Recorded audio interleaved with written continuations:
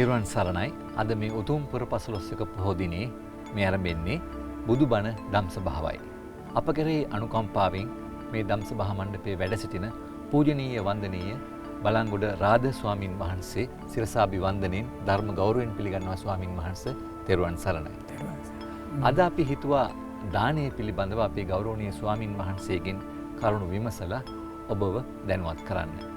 ස්වාමින් වහන්සේ අපි දන්නවා මහබෝසතාණන් වහන්සේ උන්වහන්සේගේ සාරාංශකයේ කල්පලක්ෂයක් පුරා වැඩිපුරම පෙරපු පාරමිතාව තමයි දාන පාරමිතාව. ඒත් එක්කම බුදුදහමේ ඉගැන්වෙන දස පාරමිතා, දස පුණ්‍යක්‍රියා, ත්‍රිවිධ පුණ්‍යක්‍රියා මේ සීලුම සංකල්පවලදී මුලින්ම කියවෙන්නේ දානය පිළිබඳවයි.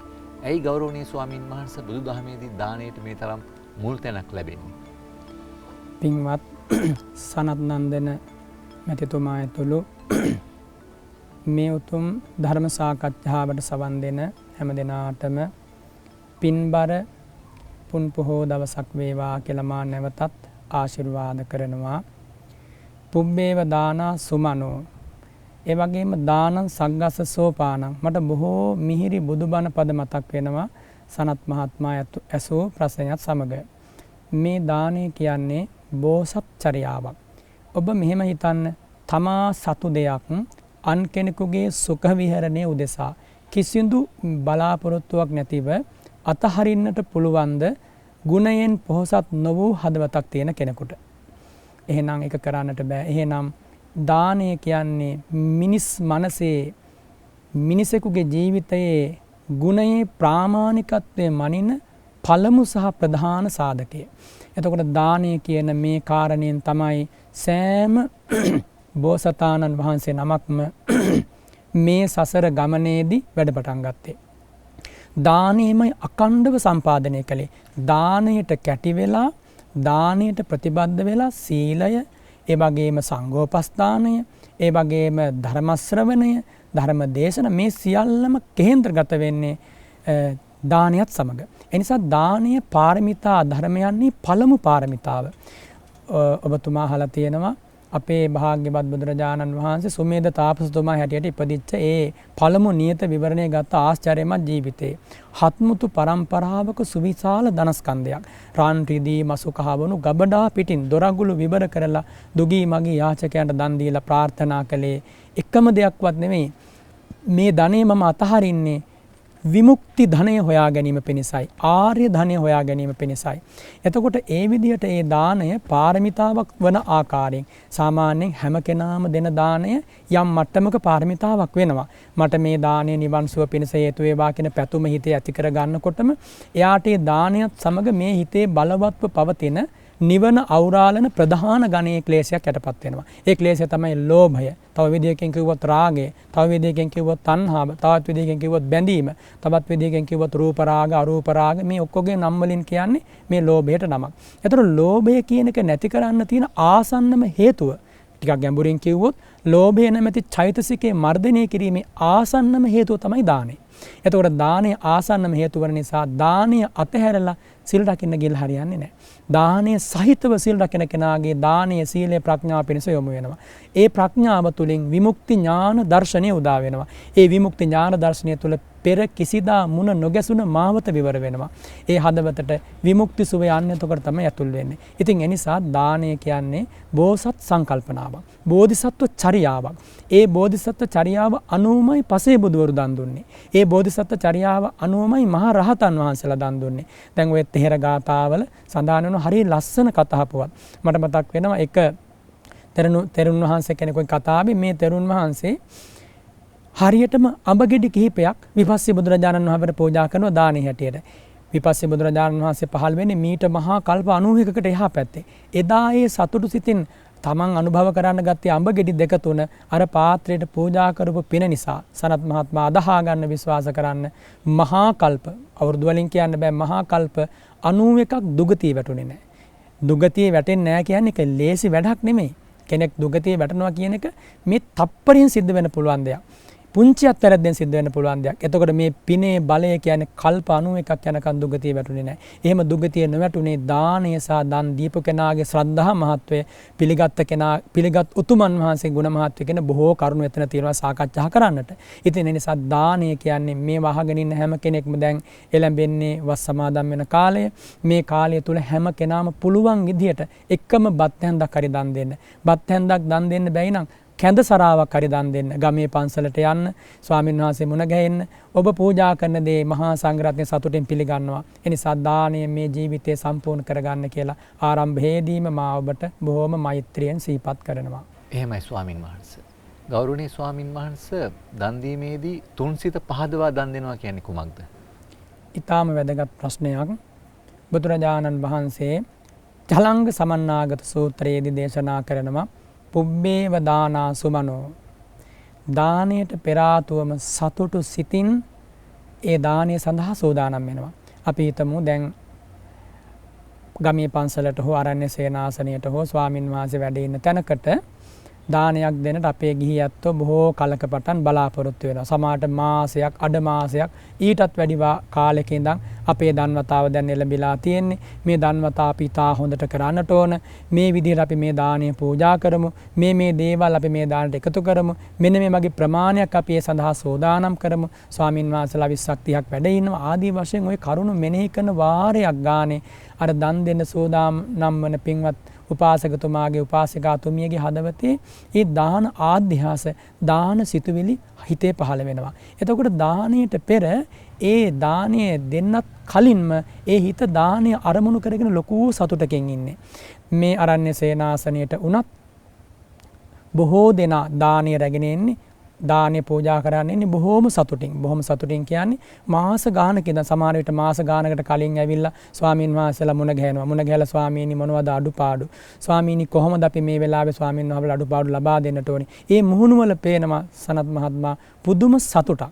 පිනාගිය බවක් පේනවා. ඒ කියන්නේ හිනාවේම තියෙන පුදුම අව්‍යාජ බවක් මේ මිනිසුන්ගේ. මේ මිනිසු දෙස දකිනකොට අපට හිතෙනවා මේ මිනිසුන්ගේ දන් හැන්ද අනුභව කරන්නට නම් අපි අනිවාර්යෙන් සිල්වත් වෙලා ඉන්නට ඕනේ. අඩුම තරමින් සතර කර්මස්ථානවත් වඩන්නට ඕන.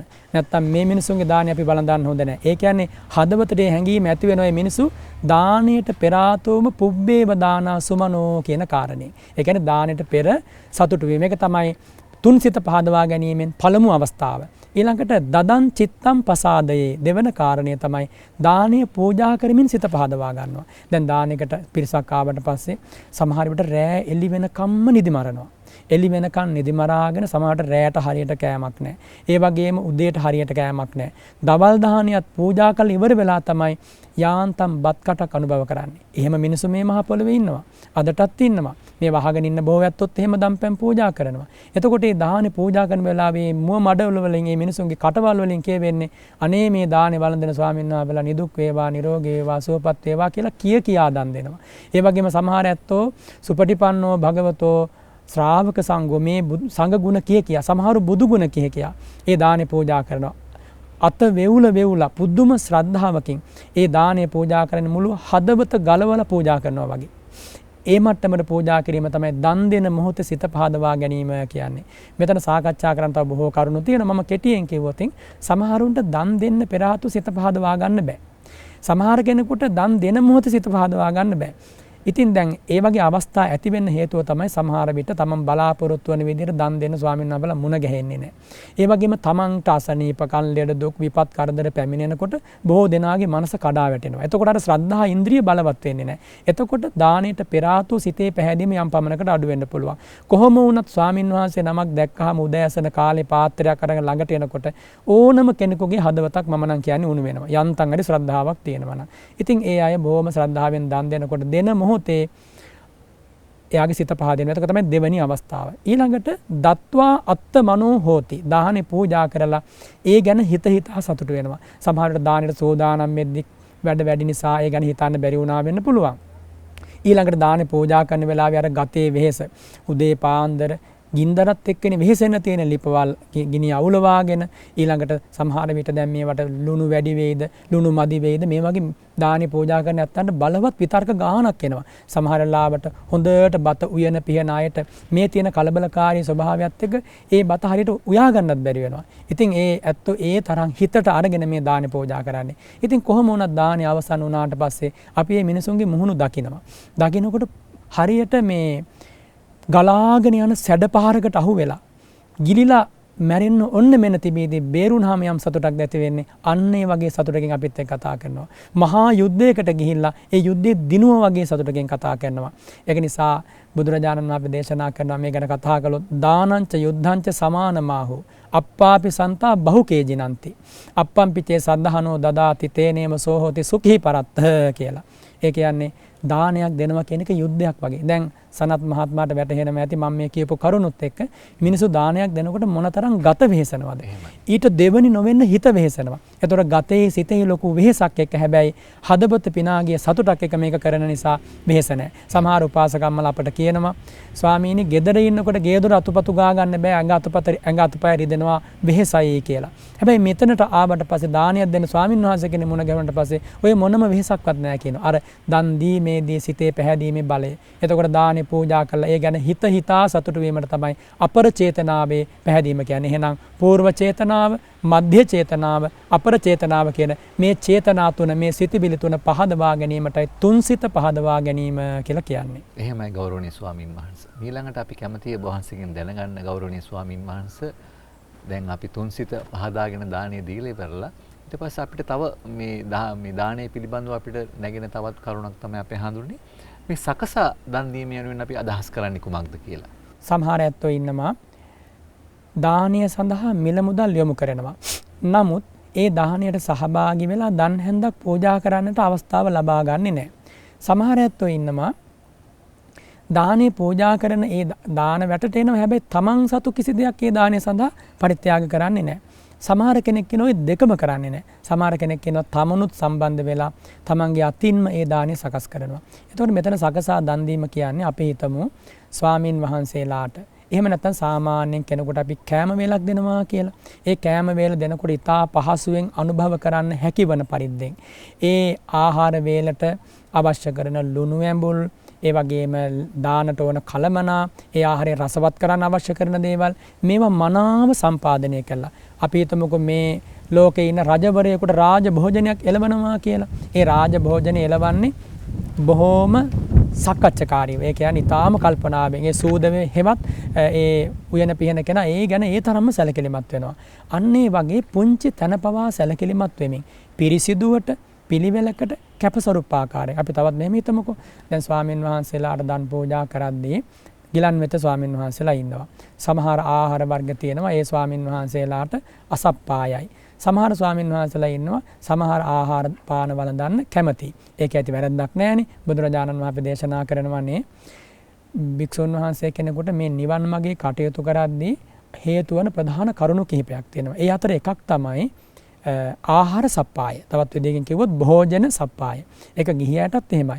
මේ ශරීරයට යම් ආහාරයක් වැළඳුවාට පස්සේ දැඩි අපහසුාවක් ඇති වේ නම්, තේජෝ ධාතුව අධික වේ නම්, වාපිත් අධික වේ නම්, එයාට එතනින් එහාට සමාධිය පුරන්න අපහසුයි. අපි හිතමුකෝ ඒ වගේ ආහාරයක් වළඳලා පරයන්කයක් බැඳගෙන හුස්ම රැල්ල දිහා බලමින් ආනාපාන සතිය වඩනවා කියලා නිතර උගුරට එනවා. ඊළඟට නිතරම මේ බඩේ වාතය පිරෙනවා. අර ආහාර සප්පාය නැතිවීම. එතකොට ගිහියැත්තෝ ස්වාමීන් වහන්සේලාට අවශ්‍ය කරන ආකාරයෙන් ඊතා නුවණින් සලකලා මොන වගේ ආහාරයක්ද ගැලපෙන්නේ, මොන වගේ භෝජනයක්ද මේ ස්වාමීන් වහන්සේලාට හොඳ විදිහට හිතන්නට ඕනේ. ආන්නේ හිතීම තමයි ඔය ඔතන සක්කච්ඡාකාරී වීම කියන එකේ ආරම්භය. එහෙම හිතලා ස්වාමීන් වහන්සේලාට ඒ දානය පූජා කරද්දී සමහර දාන තියෙනවා, ඒ සමහර ආහාර වර්ග තියෙනවා. ඒ ආහාර වර්ග සකසා දුන්නේ නැත්නම් අනුභව කරන්න බෑ. අපි හිතමුකෝ ස්වාමීන් වහන්සේලාට පළතුරු ටිකක් පූජා කරනවා. එතකොට ගිහියැත්තෝ මේ පළතුරු ටික පූජා කරද්දී ගෙඩි පිටින්ම පූජා කරන අවස්ථාවක් තියෙනවා. එහෙම ඒක නරකයි කියන එක නෙමෙයි කියන්නේ. හැබැයි ඒ ගෙඩි පූජා කරන්නට කලින් ඒ ගෙඩි දැන් උපසම්පදා ස්වාමීන් වහන්සේ කෙනෙකු ගත්තොතින් ඇට සහිත පැලවෙන වර්ගයේ බීජ සහිත ඒවා හපලා කඩලා වළඳන්න බෑ. උන්වහන්සේ හැම කරපු ගමන් ශික්ෂාපදයක් කැඩෙනවා. භූතගාම පාතව්‍ය භූතගාම පාතව්‍යතාය පාචිත්‍යයන් කියලා සිකපදයක් තියෙනවා. ඒ සිකපදේ කැඩෙනවා අපි හිතමුකෝ මිදි ගෙඩියක් පූජා කළා. ඒ මිදි ගෙඩියේ තියෙන ඇටය පොළවේ දැම්මොත් පැලවෙනවා නම් පැලවෙන මට්ටමේ තියෙනවා නම් ඒක දැන දත් වලින් හැපුවොත් එහෙම ශික්ෂාපදේ කැඩෙනවා. එතකොට ඇට ගානට කැඩෙනවා ශික්ෂාපදේ. අපි හිතමුකෝ මිදි ගෙඩි 10ක් 15ක් වළඳනකොට ඇට තියෙනවා කියලා 20ක් 30ක්. ඒ 20 30 අවස්ථා 20 30ක හැපෙනවා නම් අවස්ථා 20ක් 30ක ඒ ශික්ෂාපදේ කැඩෙනවා. එතකොට අර සක්කච්ඡාකාරී වෙන කෙනා ඒ මිදි ගෙඩිය ඇට අයින් කරලා පොත්ත අයින් කරලා පූජා කරනවා. අපි හිතමු අබ ගෙඩියක් පූජා කරනවා කියලා. මම අර උපමාවකින් කියලා දුන්නේ. එතකොට අනිත් ආහාර පූජා කරද්දිත් එහෙමයි. දැන් අපි හිතමුකෝ ස්වාමින් වහන්සේලාට පාත්‍රයේ දානේ වළඳනකොට දැන් සමහර දන් පූජා කරන ඇත්තෝ පළතුරු වර්ග හැම එකක්ම භාජනවල දාලා භාජන අල්ලමින් යනවා. එතකොට ස්වාමීන් වහන්සේලා බොහෝ සෙයින් ගන්නෙ නැහැ. ඒ ස්වාමීන් වහන්සේට ගැළපෙන විදිහට භාජනයක තියලා ඒ අදාළ කොටස විතරක් පූජා කරොත් බාර ගන්නවා. අන්නේ විදිහට දානේ පූජා කරන මිනිස්සු ওই සක්කච්ඡාකාරී වීම කියන එක ගැන සැලකිලිමත් වෙන්නට ඕන. ඒ කියන්නේ කැපසරු විදිහට සුදුසු වේලාව බලලා ඕනම මොහොතකදී ස්වාමීන් වහන්සේ කෙනෙකුට පහසුවෙන් කාලයේදී බලඳන්න පුළුවන් විදිහට පූජා කිරීම තමයි මෙතන සක්කච්ඡාකාරී වීම කියලා කියන්නේ. එතන තවදුරටත් තේරුම් ගන්නට ඕන. දැන් දානේ බෙදෙන වෙලාවේ ආසන පනවනකොට ඊළඟට දානේ වළඳන ස්වාමීන් වහන්සේලාට අසුන් පනවද්දී සමහර කෙනෙක් බිම අසුන් පනවනවා. Tamanට තියෙන පහසුකම් එපමණ නම් අපිට කිසි ප්‍රශ්නයක් නැහැ, සංඝයාට කිසි ප්‍රශ්නයක් නැහැ. ගහක් යට වුණත් ප්‍රශ්නයක් නැහැ, අතු පැලේ වුණත් ප්‍රශ්නයක් නැහැ. හැබැයි ස්වාමීන් වහන්සේලා ගෙදරකට වගේ වඩම්ම ගත්තොත් පනවන්නට ඕනි ඒ ගෙදර තියෙන වටිනාම ආසන.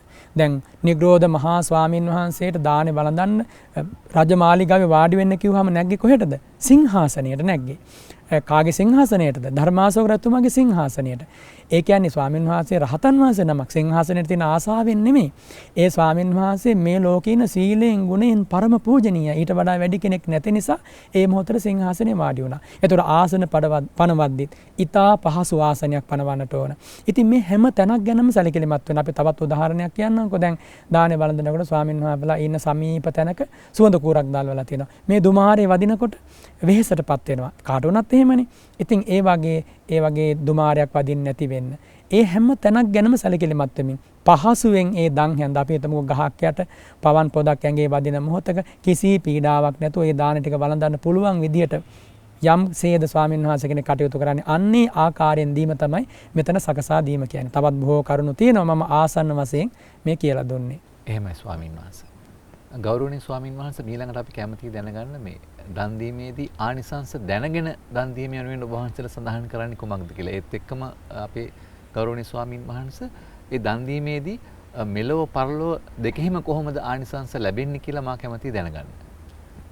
පින්වත් සනත් මහත්මයා බුදුරජාණන් වහන්සේ දේශනා කරනවා ආගමන දිට්ඨිකෝ දානං දේති. ඒක තමයි ওই කාරණය. සනත් මහත්මයා අසූ ප්‍රශ්නයට බුදුරජාණන් වහන්සේ වදාළ පිළිතුර. ආගමන දිට්ඨිකෝ මේ දෙන දාණය මා වෙත ලැබෙනවාමයි. මේක තමයි ආනිසංස දකිමින් දන් දීම කියලා කියන්නේ. එතකොට මේ ලෝකෙ මිනිසුන්ගේ සිත්වල තියෙනවා විවිධ අදහස්. ඒ අදහස් වලට කියනවා මේ ධර්මයේ ආසය කියලා. හිතන විදිය. තවත් විදියකින් කිව්වොත් දෘෂ්ටිය. තවත් විදියකින් කිව්වොත් දර්ශනය. තවත් විදියකින් කිව්වොත් දැක්ම. මේව පුද්ගලයාගෙන් පුද්ගලයට වෙනස්. ඒ වගේම ජන සමාජයෙන් ජන සමාජයට වෙනස්. සංස්කෘතියෙන් සංස්කෘතියට වෙනස්. මේ ලෝකෙ දන් දෙන එකම ජාතිය සිංහල බෞද්ධයෝ කියලා කියන්න පුළුවන් මට්ටමක් තියෙනවානේ. බුරුමෙත් දන් දෙනවා, තායිලන්තෙත් දන් දෙනවා. හැබැයි ඒ හැම දිනාටම දන් දීමේ පුරුද්ද දායාද කළේ මේ භූමියෙන්. එහෙනම් සිංහලයෝ කියන්නේ එදා ඉඳන් දන් දීපු ජාතියක්.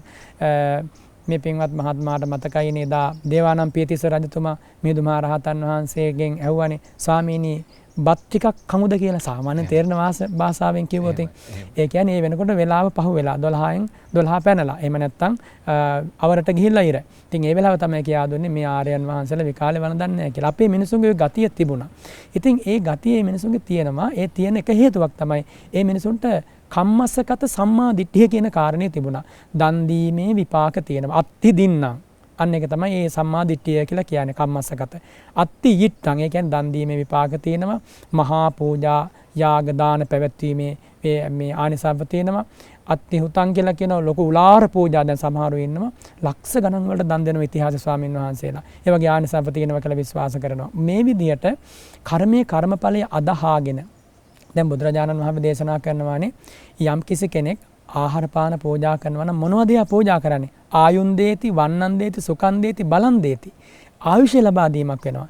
දැන් හිතන්න ස්වාමින් වහන්සේලාට දැන් උදේ පාන්දර දානයක් ගහලා පූජා කරනකොට පැය 18කට වැඩි ප්‍රමාණයක් බඩගින්න ඉඳලා තමයි මේ දානේ වළඳන්නේ.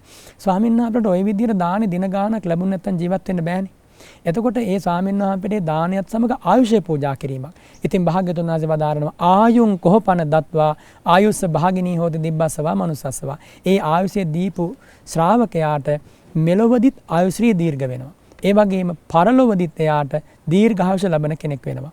ওই කාරණයට මට පිළිතුරක් දෙනවා නම් බොහෝ වෙලාවක් කියන්නට පුළුවන්. චුන්දී කියන රාජකුමාරිකාව බුදුරජාණන් වහන්සේ ළඟින් ඇවිල්ලා අහනවා ස්වාමීනි මේ ලෝකේ පුද්ගලයෝ දෙන්නෙක් ඉන්නවා. එක්කෙනෙක් සිල්වන්තයි, ඒ සිල්වන්ත කෙනා දන් දෙනවා. තව කෙනෙක් සිල්වන්තයි, එයා දන් දෙන්නේ නැහැ. මේ දෙන්න මෙලොවින් පරලොවට ගියාම වෙනසක් තියෙනවද කියලා ඇහුවා. භාග්‍යතුන් වහන්සේ වදාारන මේ දෙන්න දිව්‍ය ලෝකෙට ගියාම වෙනසක් තියෙනවා. වෙනස තමයි දන් දීපු දෙවියා දන් දීලා සිල් රැකපු කෙනා සෙසු දෙවියන්ට වඩා ආයු වර්ණ සැප බල ප්‍රඥාවෙන් බබලනවා කිව්වා. අර දන් නොදීපු කෙනාට වඩා. ඊළඟට ඒ දෙන්න නැවතත් දිව්‍ය ලෝකෙට චුත වෙලා මනුස්ස ලෝකෙට આવත් වෙනසක් තියෙනවද කියලා ඇහුවා. වෙනසක් තියෙනවා කිව්වා. දන් දීපු කෙනා පොහොසත් පවුලක උපදිනවා කිව්වා. දන් නොදීපු කෙනා දුප්පත් පවුලක උපදිනවා කිව්වා. ඊළඟට මේ දෙන්න පැවිදි වුණත් වෙනසක් තියෙනවද කියලා අහනවා. දැන් මේ දන් දීපු දෙන්නේ කෙනෙක් දන් දුන්නා, කෙනෙක් දන් දුන්නේ නැහැ. කෙනෙක් දානේ පූජා කළා, සිල් ආරක්ෂා කළා. කෙනෙක් දානේ පූජා නොකළ සිල් ආරක්ෂා කළා. මේ දෙන්න පැවිදි වුණත් වෙනසක් තියෙනවද? පැවිදි වුණත් වෙනසක් තියෙනවා කිව්වා. පැවිදි වෙලා පැවිදි වුණාට පස්සේ දානියත් පූජා කරලා සීලය හොඳට ආරක්ෂා කරපු භික්ෂුවට යන තැන ප්‍රණීත සිව්පසය ලැබෙනවා. දානයෙන් කවදාවත් වෙහෙසටපත් වෙන්නේ නැහැ. බොහෝ ආරාධනා ලැබෙනවා. හැබැයි දානේ නොදීපු ඒ ස්වාමීන් වහන්සේට ඉතා ස්වල්ප ලෙව තමයි පිණ්ඩපාත ලැබෙන්නේ. ඉතින් මේ දෙන්න රහත් වුණාට පස්සේ වෙනසක් තියෙනවද කියලා ඇහුවා. අන්න එතෙන්දී බුදුරජාණන් වහන්සේ දේශනා කරනවා ඒ විමුක්තියේ වෙනසක් නැහැ කියලා. එහෙනම් අපි යම් දෙයක් දෙනවා නම් ආහාර වශයෙන් දැන් මේ දානය කියන්නේ ආහාර විතරක් නෙමෙයි. චීවර පිණ්ඩපාත සේනාපන ගිලම්පස කියන සිව්පසෙම මේ දෙයට අයිති. මේ සිව්පසෙම පූජා කරොත් එයාට සිව්පසෙම ලැබෙනවා. අන්නදෝ බලදෝ හෝති. ආහාර පූජා කළොත් එයා බලය දුන්න වෙනවා. ಜಾති ಜಾතිත් කාය බලය, චිත්ත බලය, පිරිස් බලය ලැබෙනවා. දැන් මේ ලෝකේ පිරිස් බලය ඉන්න බොහෝ දෙනා ඉන්නවනේ පිරිස් බලය තියෙන. ඒ හැම දෙනාම මේ පිරිස් බලය ලැබුවේ සංසාරේ දානි පූජා කළා. හැබැයි පිරිස් බලය ලැබුවට පස්සේ ඒ තුල ඇතිවන මුසපත් භාවය නිසා අනේ මේ දානි පූජා කරන්න ලැබුවේ කියලා එක සිහි වෙන්නේ නැහැ. ඒක මුලාව. කුසල විපාකේ සැපේ මුලාව. එහෙමයි ස්වාමින් වහන්සේ.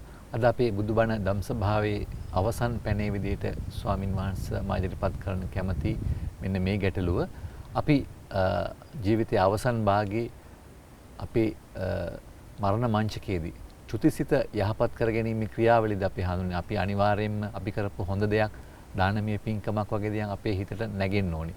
ඒ සඳහා අපි මේ වර්තමානයේ ඉඳලා කොහොමද අපි හිත සකස් කරගන්නේ මේ යහපත් ක්‍රියාවලිය සඳහා ජීවිතයේ අවසන් භාගයේ මුණ දෙන්න.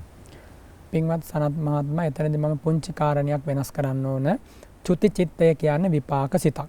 එතකොට මේ විපාක සිතට අපිට මේ ජීවිතේ නැවත බලපෑමක් කරන්නට බෑ.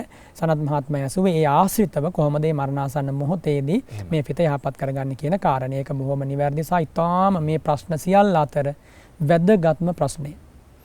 හැම කෙනාම දත යුතු ප්‍රශ්නේ. ඇයි ඒ? මාද ඔබද තව නොබෝ දිනකින් මේ මහ පොළොවේ මිහිදන් වෙලා යනවා. අලුත් දූවිල්ලක්වත් ඉතුරු වෙන්නේ නැහැ. මේ කතාව කොහොම හරි ඉතුරු වේවි. හැබැයි අපි නොපෙනී යාවි.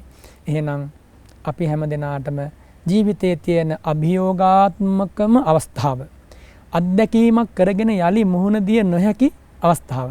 ජීවිතේ තව බොහෝ අවස්ථා තියෙනවා. අත්දැකීමක් වුණාම දෙවන අවස්ථාවේ හොඳට මුහුණ දෙනවා. හැබැයි මේක එහෙම නැහැ. එකම අවස්ථාවයි එන්නේ හරියට සෝදානමින් මුහුණ දෙන්නට ඕන. මරණය කියලා කියන්නේ ජීවිතයේ උරුමයක්. ඒ මරණය ගැන මෙනෙහි නොකිරීම තරම් අවාසනාවක් තවත් නැහැ. ලෝකේ බොහෝ දෙනා මරණය ගැන කතා කරන්න බයයිනේ. බුදුරජාණන් වහන්සේ දේශනා කරනවා මේ මරණ සති භාවනාව තරම් සත්වයාට වගතුගක් වන වෙන ධර්මයක් නැති තරම්. ඇයි ඒ සියලු සත්වෝ මැරෙන නිසා.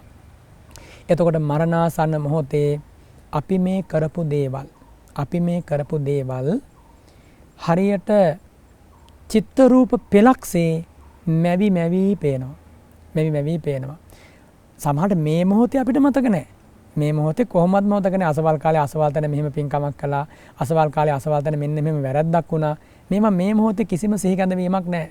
හිතලවත් මතක් කරන්න බෑ. හැබැයි මරණාසන සමය කියන්නේ හොඳ ආවර්ජනයක් කළ දෙන මොහොතක්. එතකොට යාගේ අතින් සිද්ධ වෙච්ච යහපත් දේ අයහපත් දේ මේවා පේන්න ගන්නවා. එතකොට මේ හිත වැඩෙන විදිහක් තියෙනවා. ඒ වැඩෙන විදිහට කියනවා ආචීර්ණය කියලා. ආචින්නය.